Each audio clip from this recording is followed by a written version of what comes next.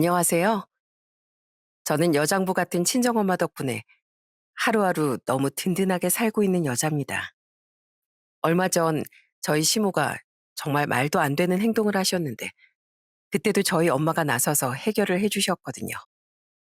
그때 무슨 일이 있었던 건지 한번 얘기해 볼 테니 재밌게 들어주셨으면 좋겠습니다. 제가 어릴 때 저희 아빠는 직장 생활을 하시고 엄마는 시장에서 식당을 운영하셨어요.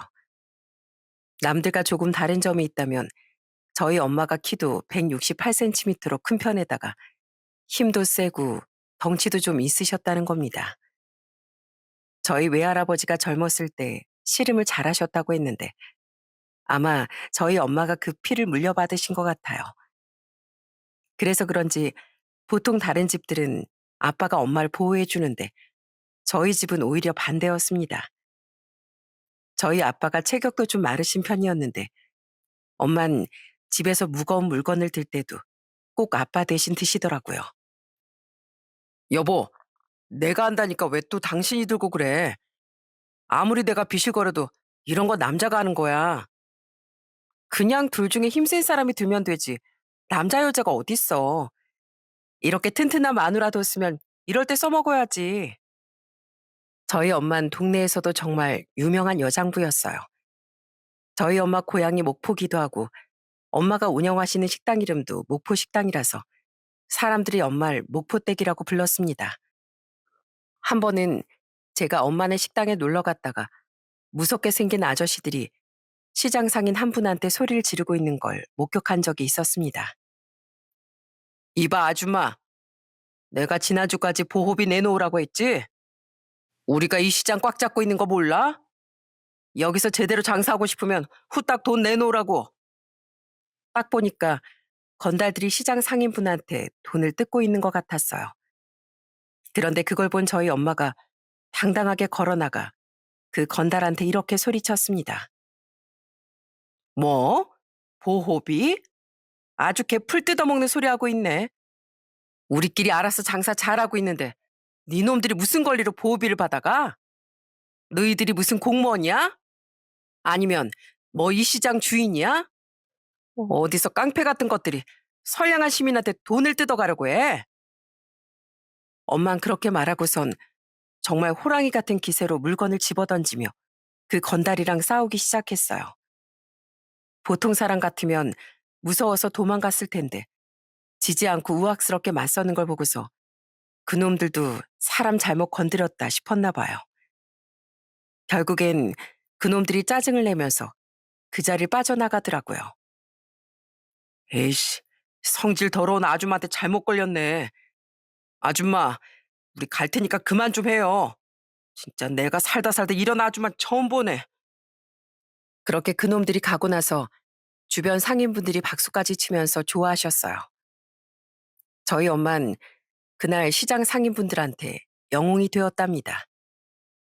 그런데 저희 엄만 시장에서뿐만 아니라 동네에서도 해결사 역할을 많이 하셨어요.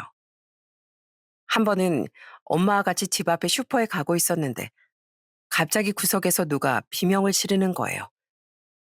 보니까 저도 몇 번 지나가면서 인사했던 아줌마 한 분이 남편한테 머리채가 잡혀서 손찌검을 당하고 있더라고요. 저희 엄만 그걸 보고 또 가만히 있질 않으셨습니다. 아, 수진 엄마 얼굴에 왜 자꾸 이렇게 멍이 생기나 했더니 범인이 바로 너였구나. 야, 너 경찰서 가고 싶어? 어디서 할 짓이 없어서 지 마누라 이 지경으로 만들어? 당신 뭐야? 도대체 누군데 남의 일에 참견질이야? 누구긴 이 동네 사는 목포댁이다. 너 오늘 나한테 딱 걸렸어.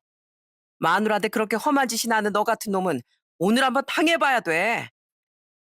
그런데 저희 엄마가 동네에서 너무 유명했던 탓일까요?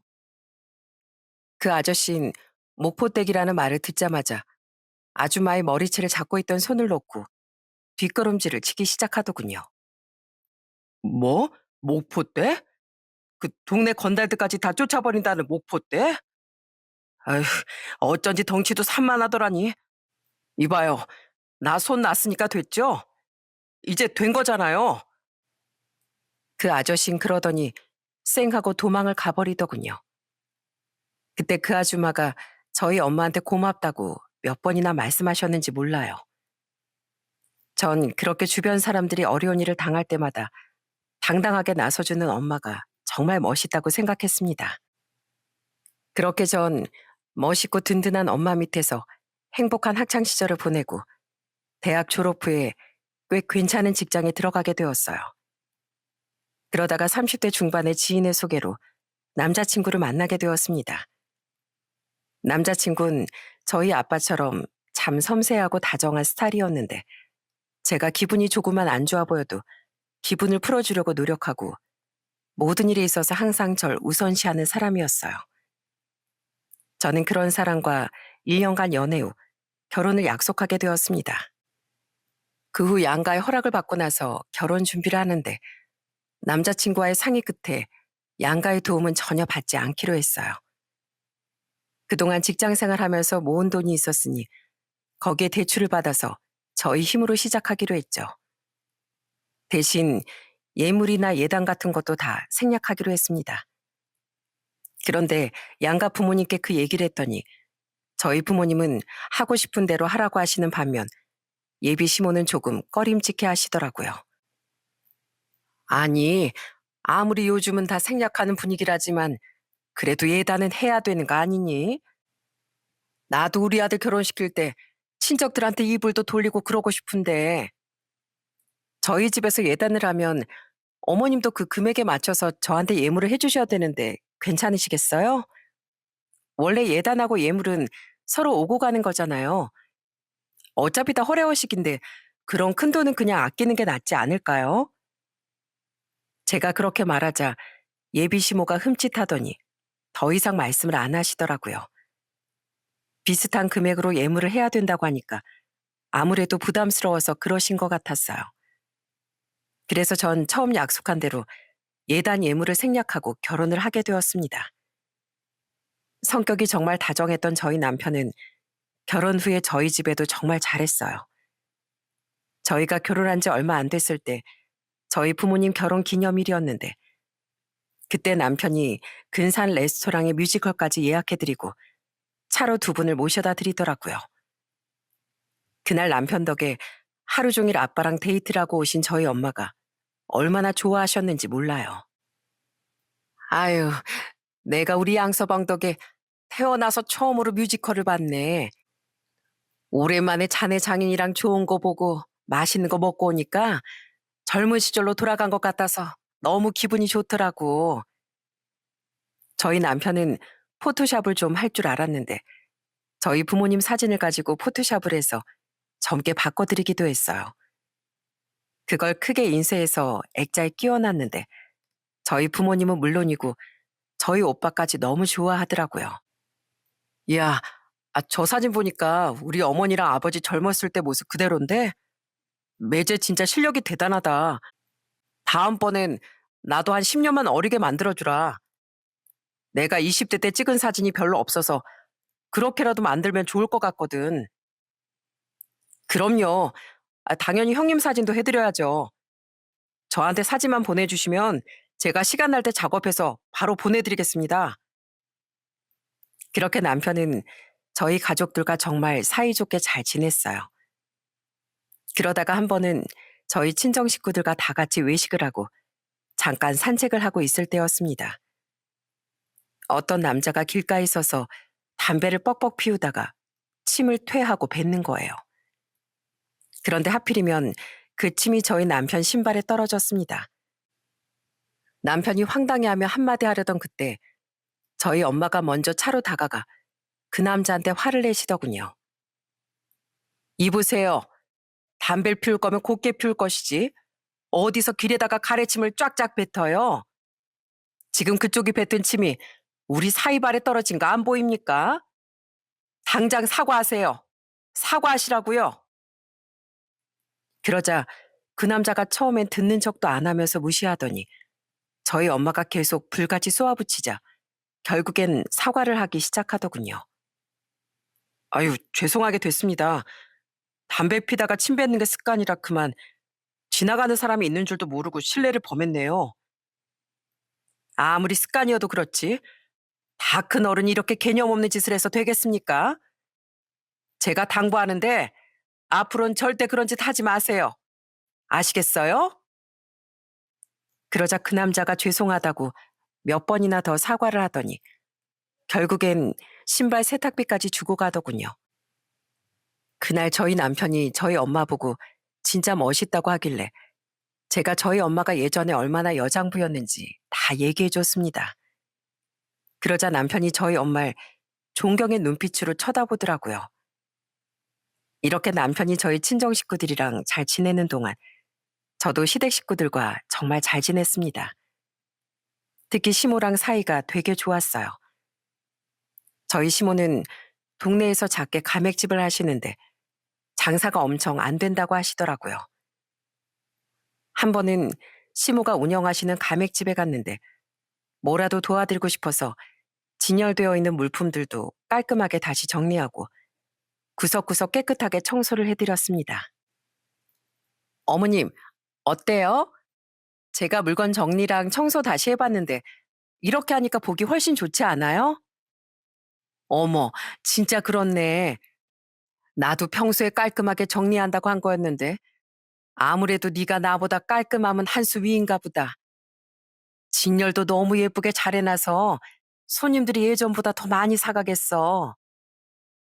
저는 시댁에서 김장을 할 때도 제가 먼저 나서서 도와드렸습니다. 그런데 김장날 가보니까 막내 시누이만 옆에서 돕고 다들 나몰라라 하는 거예요. 그래서 전 가족끼리 다 같이 했으면 좋겠다는 마음으로 일부러 시댁 식구들한테 이렇게 얘기했습니다. 여보, 어머님이랑 막내 아가씨랑 이렇게 분주하게 움직이고 있는데 가만히 있을 거야? 그러지 말고 얼른 와서 무채라도 좀 썰어.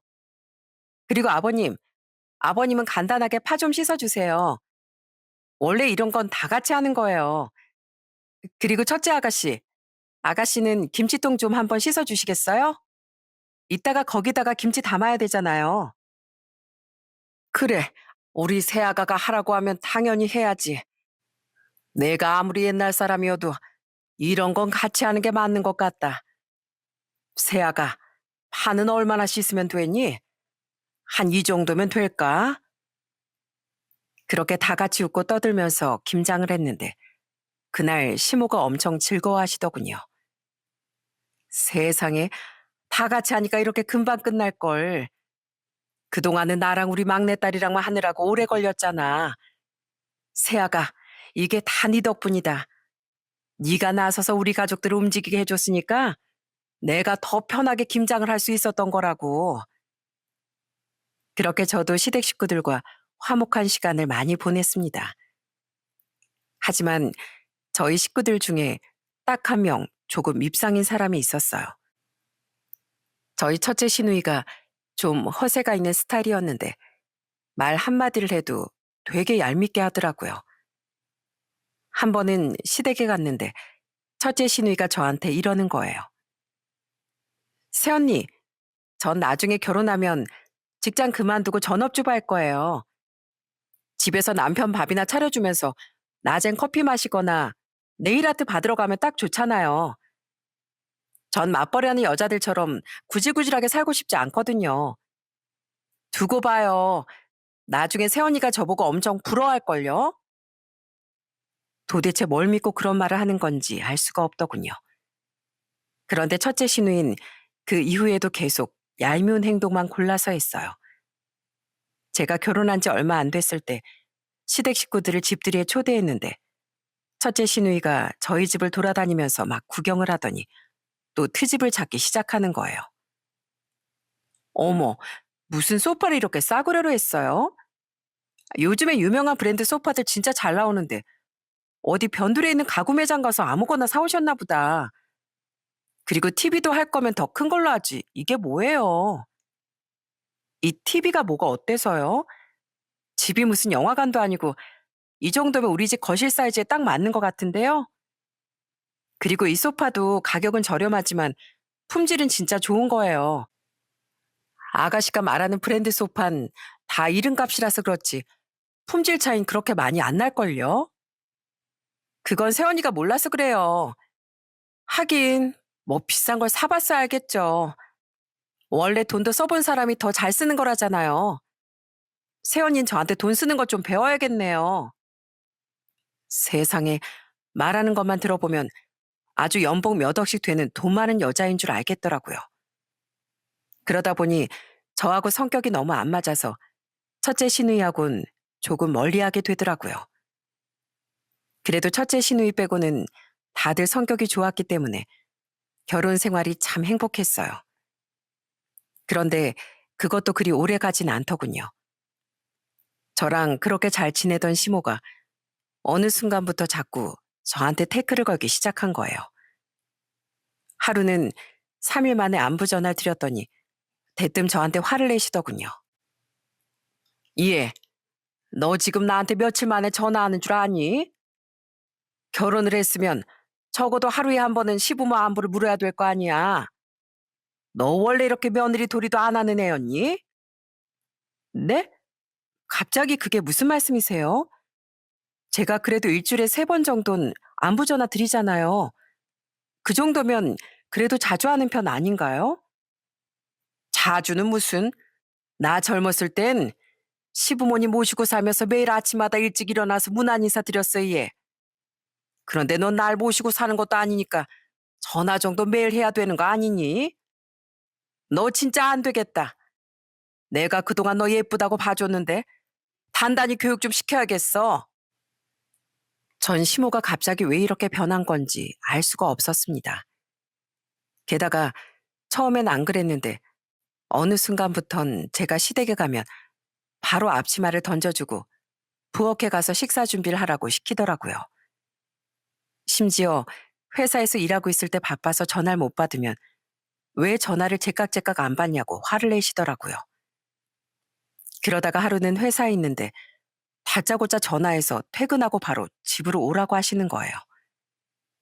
저는 무슨 급한 일이 있으신가 하고 퇴근에 부랴부랴 시댁으로 달려갔습니다. 어머님, 무슨 일 있으세요? 혹시 어디 편찮으신 거예요? 아니, 그게 아니라 내가 이번에 그릇을 좀 샀는데 너한테 자랑 좀 하려고. 이것 봐라. 되게 디자인이 정갈하고 예쁘지 않니? 네? 저한테 이거 자랑하려고 절 부르신 거라고요? 아, 어머님, 전 어머님이 급하게 오라고 하시길래 무슨 일이 있으신 줄 알았잖아요. 정 자랑하고 싶으시면 사진 찍어서 저한테 보내주셔도 되고 아니면 나중에 저 왔을 때 자랑하셔도 되는데 굳이 이렇게 절 부르셔야 되는 거였어요? 저 오늘 회사에서 일할 것도 남아 있었는데 어머님한테 무슨 일 있는 줄 알고 다 팽개치고 온 거란 말이에요. 그래서 지금 불만이라 이거야? 아, 시애미가 오라고 하면 그게 무슨 일이든 간에 당연히 달려와야지. 어디서 일 핑계 대면서 불평을 하고 있어? 아니, 제가 집에서 노는 사람도 아닌데 이런 식으로 하시면 곤란하죠. 다음부턴 진짜 중요한 일 아니면 이러지 않으셨으면 좋겠어요. 저도 사회생활 하는 사람이라 회사 일이 중요하단 말이에요. 갑자기 변한 모습에 제가 결혼 초에 알던 그분이 맞나 싶을 정도였어요. 그래도 시모가 그럴 때를 빼면 남편이 워낙 잘해주니까 결혼 생활이 행복했습니다. 그러다가 제가 결혼 1년 만에 임신을 하게 되었는데 임신 소식을 들은 양가 부모님들께서 엄청 기뻐하셨어요. 저희 시아버진 임신 선물로 저한테 용돈까지 주시더라고요. 세아가 이거 너 주는 거니까 이 돈으로 너 갖고 싶은 거 사렴. 네가 우리 집안에 첫 손주를 안겨주는 거잖니. 내가 주변 지인들이 손주 생길 때마다 엄청 부러워했었는데 이젠 나도 주변에다가 자랑 좀 할 수 있겠다. 시아버지뿐만 아니라 저희 부모님도 엄청 좋아하셨어요. 특히 저희 엄만 저 먹고 싶은 거 마음대로 사 먹으라고 카드까지 주시더라고요. 은선아, 임신했을 때 잘 먹어야 애가 건강한 거야. 물론 우리 양서방이 알아서 잘 챙겨주겠지만 양서방도 직장 생활하느라 바쁠 테니까 이 카드로 너 먹고 싶은 거 다 사 먹으렴. 원래 임신했을 때 먹고 싶은 거 못 먹고 하고 싶은 거 못하면 그게 평생 서러운 거거든. 양가 부모님께서 절 너무 챙겨주시니까 정말 감사하더군요. 꼭 건강하게 이 아이를 낳아서 양가 부모님들께 기쁨을 더 많이 드려야겠다는 생각을 했습니다. 그런데 제가 임신한 지 얼마 안 됐을 때 저희 시댁에 좋은 일이 하나 생겼어요. 첫째 시누이가 결혼할 남자가 생겼다고 하더라고요. 시댁에 인사로 왔을 때 봤는데 생긴 것도 멀끔하고 직업은 영업직이라고 하더군요. 그날 시누이가 저희 남편한테 결혼할 남자 자랑을 얼마나 많이 했는지 모릅니다. 오빠, 이 사람 되게 멋있지 않아?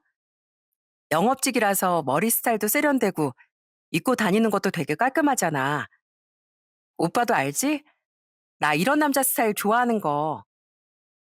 아유, 어련하시겠어. 그나저나 철딱선이 없던 네가 결혼할 남자가 생겼다고 하니 참 신기하다. 너도 이제 결혼하고 나면 허영심 좀 버리고 성실하게 살아. 그래야 나중에 생길 네 아이도 널 본받으면서 살지.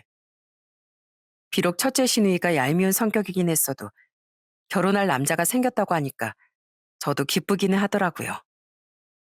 그래도 가족은 가족이니까요. 그래서 전 남편이랑 같이 시누이 결혼 선물로 뭘 해줄지 고민을 하고 있었습니다.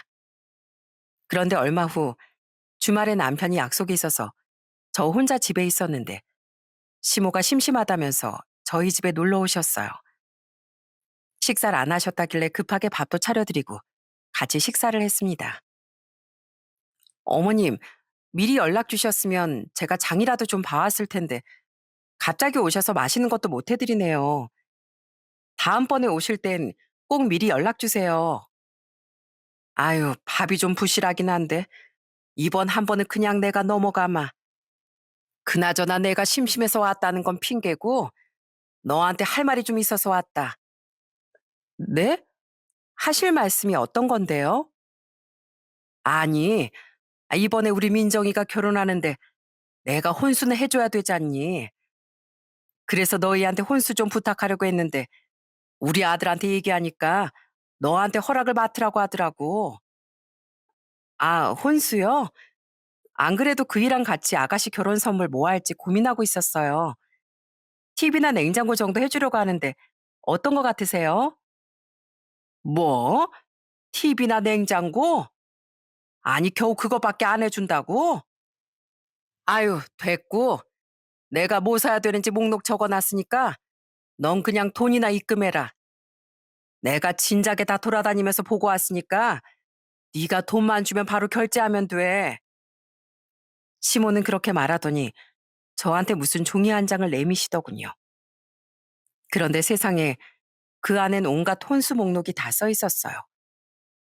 그런데 정말 충격적이었던 건 시모가 적은 혼수 목록의 금액을 다 합치면 거의 3천만 원이나 됐다는 겁니다. 아니, 어머님, 이 많은 걸 다 저희 돈으로 해주라고요? 몇백만 원도 아니고 어떻게 3천만 원이나 되는 돈을 저희한테 해달라고 하실 수가 있어요? 아, 왜 못해? 가족끼리 그 정도는 할 수도 있는 거 아니야? 그쪽 집안에서 집을 해온다는데 우리 민정이도 이 정도 혼술 해가야 체면이 살 거 아니야. 그럼 어머니 돈으로 해주시면 되죠. 아무튼 전 가전제품 하나 해주는 거면 몰라도 이건 안 될 것 같아요. 저희도 아이 태어나면 들어갈 돈도 많은데 3천만 원은 진짜 말도 안 되는 거잖아요. 그러니까 다신 이런 말씀 꺼내지 마세요. 제가 그렇게 말하자 시모는 치사하다면서 입을 삐죽거리시더군요. 그러더니 밥 다 먹었다고 가버리셨어요. 그런데 그날 저녁 정말 믿을 수 없는 일이 일어나고 말았습니다. 갑자기 저희 엄마한테서 전화가 온 거예요. 은선아, 너 혹시 엄마가 준 카드 잃어버렸니? 아니, 아까 식당에서 일하느라 바빠서 휴대폰 이제 확인했는데 세상에 그 카드에서 돈이 엄청 많이 결제되어 있더라고. 몇백만 원씩 결제된 문자가 여러 개가 와 있길래 합쳐보니까 세상에 그 금액이 3천만 원이나 되던데 아무리 생각해도 네가 쓴 것 같진 않은데 이게 도대체 어떻게 된 거니? 저는 그 말을 듣고 깜짝 놀라 일단 전화를 끊고 급하게 식탁에 있던 제 지갑을 열어봤습니다. 그런데 세상에 진짜로 제가 갖고 있던 엄마 카드가 없어진 거예요. 하지만 아무리 생각해봐도 제가 그 카드를 어디서 잃어버렸는지 기억이 도무지 안 났습니다. 그런데 그때 갑자기 제 휴대폰이 다시 울렸어요. 전화를 건 사람은 바로 시모였습니다. 정신없는 와중에 일단 전화를 받았는데 시모의 입에서 정말 충격적인 말이 나오더군요. 예, 카드 결제 문자 간 거 봤지? 네가 우리 딸 혼수병 못 준다고 하길래 그냥 내가 아까 너 화장실 갔을 때 식탁에 있던 네 지갑에서 네 카드 꺼내와서 결제했다. 네 덕분에 우리 딸 시집 잘 보낼 것 같구나. 저는 그 얘기를 듣고 아주 머리가 돌아버리는 줄 알았습니다. 제가 안 된다고 얘기했으니 끝난 줄 알았는데 세상에 저 화장실 갔을 때 제 지갑에 손을 댔을 줄 누가 알았겠어요. 그것도 제 카드가 아닌 저희 엄마 카드를요. 저는 너무 화가 나서 시모한테 소리를 쳤어요. 어머님, 지금 뭐 하시는 거예요? 그 카드 누구 카드인 줄 아세요? 카드에 적혀 있는 이름도 안 보셨냐고요? 뭐? 네 지갑에 있었으니까 당연히 네 카드겠지. 그리고 영어로 써 있는 이름을 내가 어떻게 읽니? 어머님, 그거 제 카드 아니에요. 저희 엄마가 저 임신했으니까 맛있는 거 사 먹으라고 준 카드란 말이에요. 지금 남의 카드 훔쳐가서 뭐 하시는 거예요? 아무리 제 카드를 오해하셨어도 그렇지. 어떻게 말도 없이 카드를 가져가서 그 큰 돈을 결제하실 수가 있냐고요. 제가 그렇게 말하자 시모의 목소리가 당황한 목소리로 싹 바뀌더군요. 뭐라고? 이게 안 싸던 카드라고? 아니, 그런 건 진작에 얘기했어야지. 그럼 어머님은 저한테 말씀하시고 카드 가져가셨어요? 그거 저희 엄마 카드니까 오늘 결제하신 거 얼른 가서 싹 다 환불하세요. 환불을 어떻게 해? 아, 우리 딸한테 다 사주기로 약속한 건데 그냥 좀 사주면 안 되니? 그리고 너 어차피 결혼할 때 예단도 안 해왔잖아. 그러니까 너희 친정 돈으로 그때 못 해온 예단 해온다고 치면 되지. 뭘 그걸 또 환불하라는 얘기까지 하고 있어. 그럼 환불 안 하시겠다는 거예요? 진짜 해도 해도 너무하시네요. 그놈의 예단이 뭐라고 이런 식으로 나오신다 이거죠? 네, 그럼 저도 방법을 찾아봐야겠네요. 어머님 분명히 후회하게 되실 거예요. 저는 그렇게 말하고선 바로 엄마한테 전화해서 이 일을 말씀드렸습니다. 그러자 엄만 엄청 황당해 하시더라고요. 세상에, 너희 시어머니 원래 그런 분이었니? 아, 어떻게 며느리 지갑에 말도 없이 손을 댈 수가 있어? 은선아, 아무래도 안 되겠다. 네 시어머니가 너한테 이렇게 함부로 하는 거 보니까 내가 아주 가서 본때를 보여줘야겠어. 돈도 돈이지만 잘못한 것도 알려줘야 되니까 내일 나랑 같이 너희 시어머니한테 좀 가자. 저는 그날 집에 돌아온 남편한테도 이 모든 사실을 말했습니다. 그러자 남편도 자기 어머니가 제정신이 아니라면서 엄청 화를 내더군요. 당장 시모한테 가서 엎어버린다는 걸 일단 저희 엄마가 내일 시모한테 찾아간다고 했으니 잠깐 기다려 보라고 했습니다. 그리고 다음 날 저는 엄마랑 같이 시모가 운영하는 가맥집에 갔어요. 시모는 저희 엄마를 보자마자 흠칫 놀라더라고요. 아니, 사부인, 여긴 어쩐 일로 오셨습니까? 아, 생각해보니까 제가 우리 딸 결혼시키고 나서 사부인이 운영하시는 가맥집에 한 번도 안 와본 것 같아서요. 그래서 오늘은 손님으로 좀 와봤습니다. 그래서 말인데 꽁치찌개 하나만 해주실래요? 그러자 시모가 우물쭈물하더니 꽁치찌개 하나를 끓여주시더군요. 저희 엄만 그 찌개를 맛있게 다 드시더니 시모한테 이렇게 말씀하셨어요. 아유, 사부인께서 음식을 참 잘하시네요. 근데 음식 솜씨가 이렇게 좋으신 분이 손버릇은 왜 이렇게 안 좋으실까요? 그래서 말인데요, 사부인. 이제 밥도 다 먹었는데 저랑 어디 좀 가실까요? 예? 어딜 가는데요? 가보시면 알아요. 제가 사부인 모시고 갈 데가 있으니까 얼른 이거 설거지만 하시고 저랑 같이 갑시다. 시모는 떨떠름한 표정으로 설거지를 마치더군요. 그러자 저희 엄마가 시모를 차에 태워서 어디론가 향했어요. 그리고 저희가 내린 곳은 다름 아닌 경찰서 앞이었습니다. 시모는 눈을 이리저리 굴리면서 이러시더군요. 아니, 사부인, 갑자기 경찰서는 왜요? 몰라서 부르세요? 전 오늘 맛있게 꽁치찌개 먹었으니까 사부인께선 딱 어울리게 콩밥 한번 드셔야죠. 제가 경찰서 안으로 끌고 갈까요? 아니면 사부인께서 직접 걸어 들어가서 자수하실래요? 제 카드 훔쳐가서 3천만 원이나 긁으셨으니까 당연히 죗값 받을 생각은 하고 계시는 거겠죠? 네? 죗값이요? 아니, 사부인, 저 그 카드 사부인 건 줄 진짜 몰랐습니다. 저희 딸이 이번에 결혼하는데 혼수가 좀 필요해서 며느리 카드인 줄 알고 긁었을 뿐이에요. 며느리 카드면 몰래 가져가서 그 큰 돈을 긁어도 된다 이겁니까? 저희 딸한테 얘기 못 들으셨나 본데 저 남들한테 피해주는 사람만 보면 못 참는 성격이거든요. 그런데 며느리 지갑에나 손대는 사부인을 보니까 옛날 제 성격이 나올 것 같네요. 제가 사부인보다 덩치도 훨씬 큰데 제가 한번 경찰서 안으로 끌고 들어갈까요? 저희 엄마가 그렇게 말씀하시자 시모가 겁을 먹었는지 바들바들 떨면서 이러시더군요. 이러지 마세요, 사부인.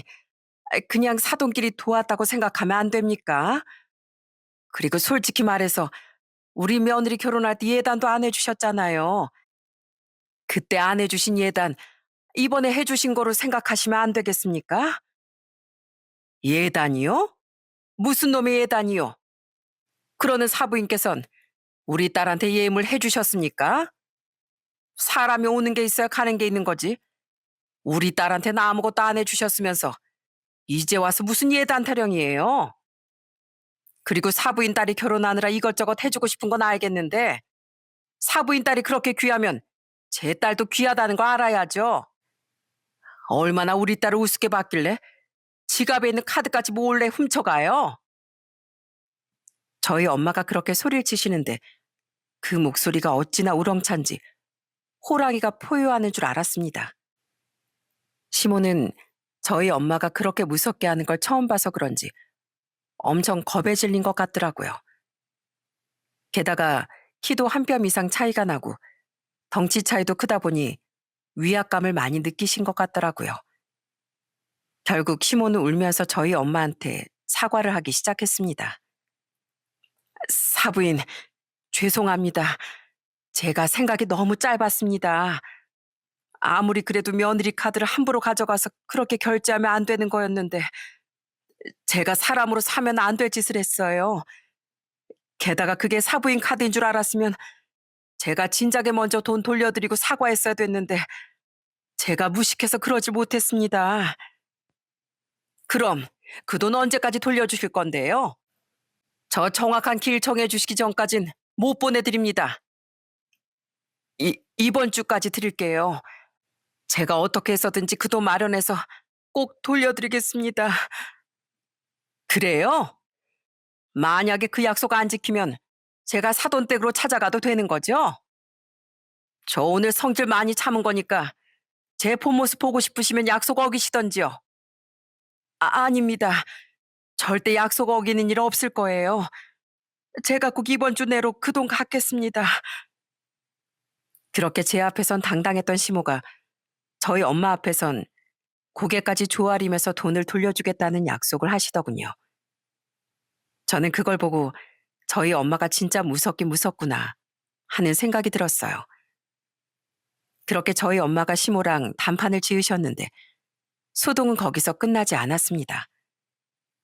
남편이 이 사실을 시아버지한테 말씀드렸는지 그날 저녁 시아버지가 저희 부부를 호출하셨어요. 그래서 시댁에 갔더니 시아버지가 시모를 엄청 혼내시더라고요. 당신 진짜 미쳤어? 내가 당신한테 우리 민정이 혼수해주라고 3천만 원을 줬더니 왜 또 우리 며느리 지갑에 있던 카드로 3천만 원을 긁어?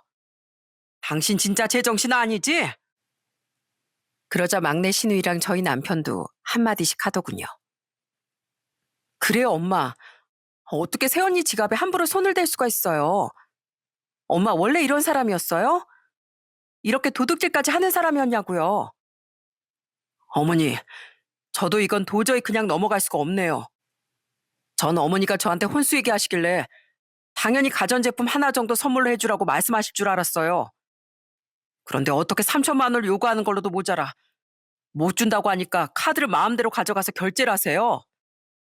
저 어머니 때문에 지금 얼마나 불안한 줄 아세요? 저 이 사람이랑 아직 혼인신고도 안 했는데 어머니 때문에 이 사람이 저랑 헤어지자고 하면 어떡하실 거냐고요? 진짜 아들 인생 망치고 싶어서 작정하셨어요?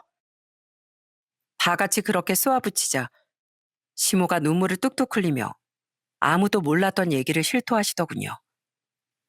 아니, 내가 너희 아버지한테 3천만 원 받아서 민정이한테 줬는데 민정이가 인테리어도 새로 하고 혼수도 하려면 그 돈으론 부족하다면서 나보고 3천만 원을 더 달라고 하잖아. 그래서 은근슬쩍 네 아버지한테 말을 꺼내봤는데 한 번에 안 된다고 하니까 나도 어쩔 수가 없었어. 우리 민정이 결혼한다는데 내가 뭐라도 해주고 싶어서 그랬던 거라고. 그러자 시아버지께서 또 크게 화를 내기 시작하셨어요. 당신 그거 범죄야, 범죄. 내가 당신 때문에 우리 안사돈한테 부끄러워서 얼굴을 못 들겠어. 당신 이거 어떻게 해결할 거야? 어떻게 해결할 거냐고. 그래요, 어머님. 저도 어머님한테 정말 실망이네요.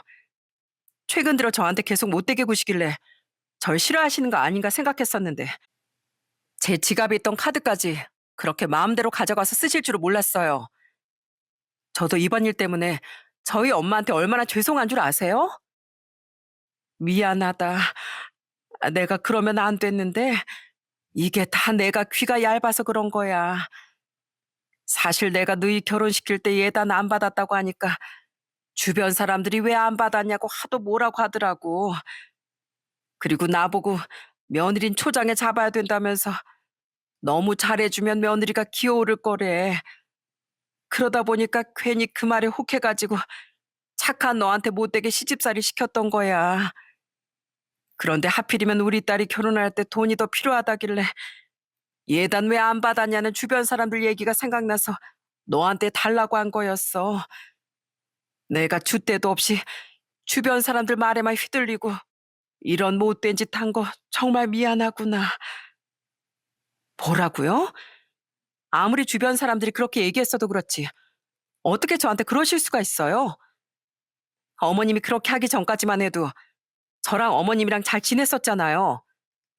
그런데 어떻게 이렇게 다 망쳐버릴 수가 있냐고요. 미안하다. 미안해. 내가 너한테 더 이상 할 말이 없구나. 세상에 시모가 저한테 그랬던 게 주변 사람들이 부추겨서 그랬던 거라고 하니까 너무 어이가 없더군요. 아무리 주변에서 그렇게 말했어도 거기에 휘둘려서 며느리를 못 살게 굴고 카드까지 훔쳐가서 쓰는 게 말이나 되나요? 너무 어이가 없다 보니 시모가 계속 사과를 하시는데도 받아주고 싶지가 않더라고요. 그래도 다행인 건 저희 시아버지가 시모가 카드로 긁은 3천만 원을 바로 갚아주셨다는 겁니다. 그리고 시아버지가 저희 엄마한테 직접 전화해서 대신 사과도 하셨어요. 다행히 저희 엄마는 너그럽게 그 사과를 받아주셨고요. 하지만 시아버진 집안 망신을 시킨 시모를 가만히 두지 않으셨습니다. 시모한테 주시던 생활비도 끊어버렸고 시모가 운영하는 가맥집에서 나오는 수익도 전부 다 시아버지가 관리하게 되셨어요. 시모가 용돈도 하나도 없어서 힘들다고 불평을 하시면 나가서 청소 일이라도 추가로 하라고 호통을 치시더라고요. 그러다 보니 시모는 한순간에 눈치만 보고 사는 쭈구리 신세가 되어버렸습니다. 그런데 더 웃긴 게 뭔 줄 아시나요? 첫째 시누이가 결국 결혼을 하긴 했는데 자기 때문에 이 사달이 일어난 줄도 모르고 해맑게 집 자랑이나 하더라고요. 엄마, 우리 집에 집들이 오라니까 왜 안 와요? 내가 집 진짜 이쁘게 꾸며놨다니까요. 이거 봐요. 엄마가 사준 가구들로 고급스럽게 꾸미니까 완전 부잣집 느낌 나잖아요. 내 친구들이 우리 집 와보고선 나보고 인테리어 센스 대박이래요. 대박은 무슨, 내가 지금 누구 때문에 생활비도 끊기고 이렇게 고생하고 있는데 지금 한가게 내 앞에서 집자랑이나 하고 있을 때야? 네가 나한테 돈 더 해달라고 하는 바람에 내가 해서는 안 될 짓까지 하고 우리 안사돈한테 망신까지 당했잖아. 그러자 옆에서 시아버지도 첫째 시누이를 혼내시더군요. 민정이 너 그렇게 철없는 소리 할 거면 그냥 너네 집으로 가라. 사람이 자기가 있는 돈에서 생활할 생각을 해야지. 어디서 욕심만 잔뜩 부리고 있어. 너 그렇게 살다간 언젠간 쪽박 차게 될 거야. 그러니까 지금이라도 정신 차리고 버는 돈 차곡차곡 저금할 생각이나 해. 알았어? 그러자 첫째 시누인 입을 삐죽거리며 방으로 들어가 버리더군요. 평생 사치 부리면서 살아서 자기가 지금 얼마나 낭비하고 있는 건지 모르는 것 같았어요. 그런데 저희 엄마랑 시아버지한테 호되게 혼난 덕분일까요? 그 이후로 시모가 제 눈치를 엄청 보시더군요. 시댁에 가면 꼭 제가 좋아하는 음식을 차려주시곤 했어요.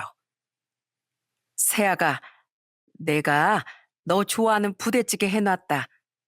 너 이렇게 칼칼하게 한 거 좋아하지?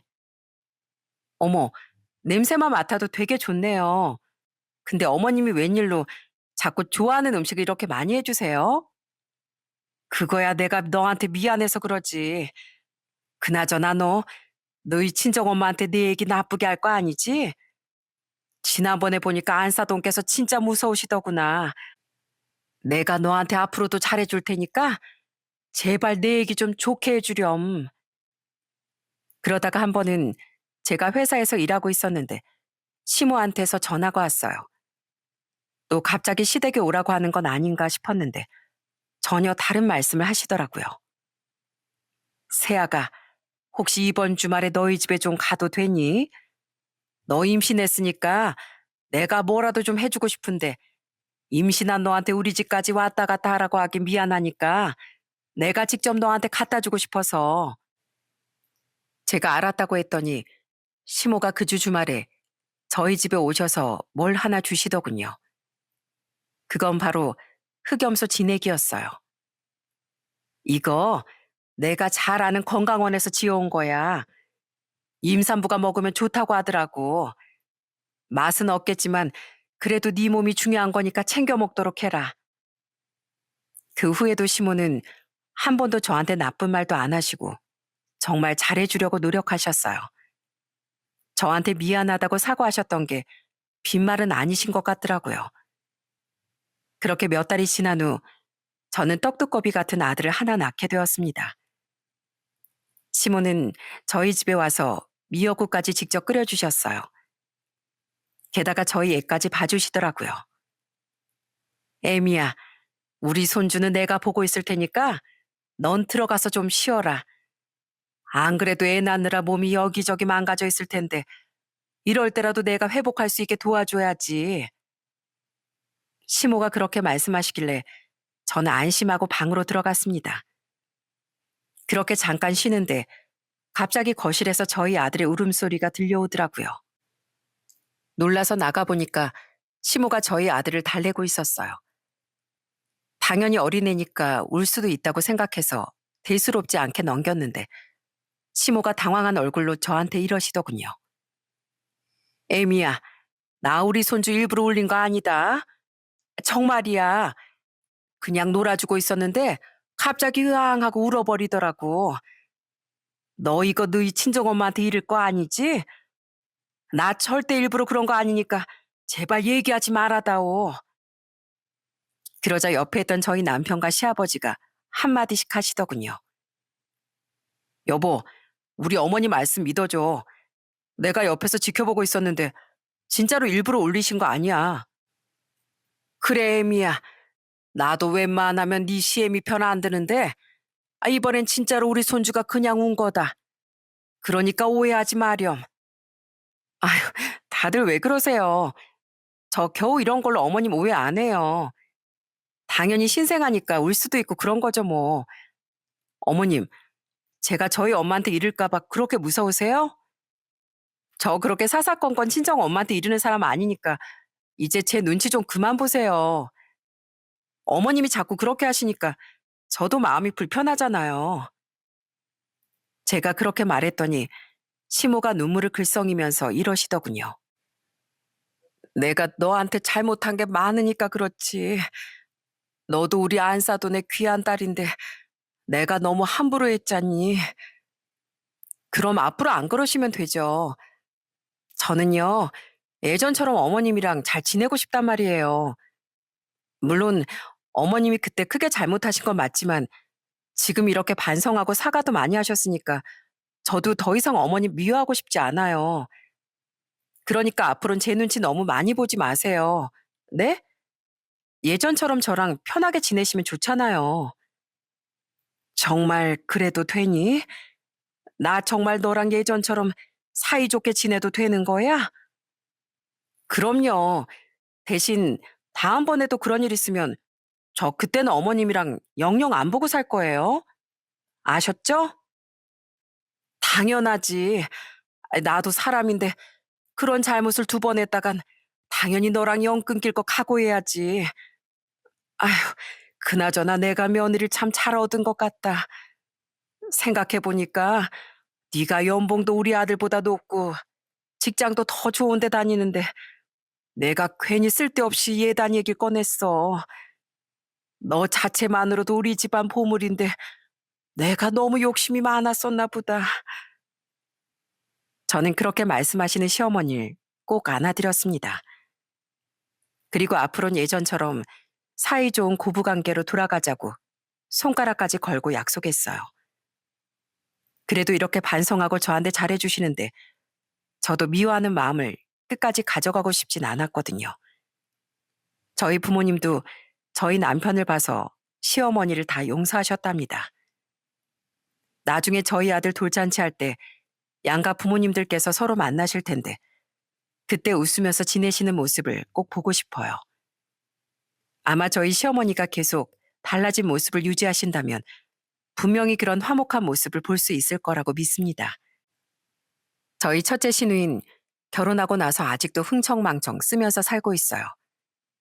시누이랑 시매부 둘 다 직장을 다니긴 하는데 버는 족족 쓰기만 하는 걸 보면서 너무 한심하더라고요. 지금이야 젊고 건강하니까 위기를 못 느끼겠지만 아마 조금 더 나이 들면 후회하지 않을까요? 나중에 나이 들고 병에 걸렸을 때 모아놓은 돈이 한 푼도 없으면 정말 곤란하잖아요. 그런데 한 가지 웃긴 건 저한텐 결혼하면 직장 그만두고 전업주부를 한다고 했던 첫째 시누이가 그 씀씀이를 감당하느라 어쩔 수 없이 맞벌이를 하고 있다는 겁니다. 지금도 시댁에만 오면 그 씀씀이 때문에 저희 시아버지한테 매번 혼나고 있어요. 그런데도 아직까지 정신을 못 차리더라고요. 원래 성격이 그런 사람이라 아마 고치기는 힘들 것 같습니다. 중국의 한 고대 서적에 이런 말이 있습니다. 욕심이 지나쳐서 망하는 사람은 있어도 욕심이 없어서 위급에 몰리는 사람은 없다. 저희 시어머니가 욕심이 지나치지 않았다면 아마 이런 일도 안 생기지 않았을까요? 딸에게 큰돈 들여 혼수를 해주고 싶은 욕심을 조금 참으셨다면, 혹은 며느리의 지갑에 손까지 대고 싶은 충동을 참으셨다면, 이렇게 저희 엄마까지 출동해서 큰 소동이 일어나진 않았겠죠? 그리고 주변 사람들 말에 휘둘려서 예단이니 뭐니 욕심을 내지 않으셨다면 저와 좋았던 관계를 쭉 유지할 수 있었을 테고요. 그래도 저희 시어머니가 잘못을 반성하고 많이 달라지셔서 정말 다행이라고 생각합니다. 이제 행동을 고쳐야 되는 건 저희 첫째 시누이밖에 없는 것 같아요. 아까 말씀드린 명언처럼 욕심이 지나치면 망하는 법이니까요. 저희 시어머니가 안 좋은 행동을 하긴 하셨지만 그래도 그렇게까지 나쁜 분은 아니니까 좋게 봐주셨으면 좋겠어요. 저도 시어머니를 용서했으니 앞으로는 계속 예전처럼 잘 지낼 생각입니다. 제 사연을 들어주시는 분들께서도 모두 양가 식구들과 행복하게 지내셨으면 좋겠어요. 서로 상처 주는 일 없이 화목함만 가득하시길 바라겠습니다. 그럼 전 이만 제 사연을 마치도록 할게요. 끝까지 들어주셔서 감사합니다.